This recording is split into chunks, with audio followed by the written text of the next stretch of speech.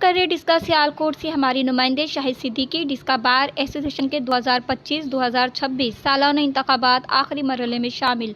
कल 11 जनवरी 2025 को मैदान लगेगा, जिसमें प्रोफेशनल ग्रुप के सदर के उम्मीदवार अजहर धारीवाल, सदर के मजबूत उम्मीदवार जो हस्ब साबिक रवायात को कायम करते हुए मुखालिफ उम्मीदवार अशरफ मियां को भी शिकस्त फाश देते दिखाई दे रहे, जबकि जनरल सेक्रेटरी के उम्मीदवार राना अब्दुल रहीम उस्मान रियाज बागड़ी में कांटेदार मुकाबला मुतवक्का।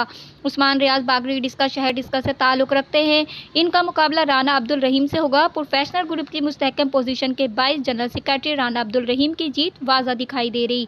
अलबत्ता उस्मान रियाज बागड़ी अनथक मेहनत करे। प्रोफेशनल ग्रुप की मकबूलियत के बाइस नाइब सदर के उम्मीदवार अब्दुल वहीद खोकर भी जीतने की पोजीशन में दिखाई दे रहे।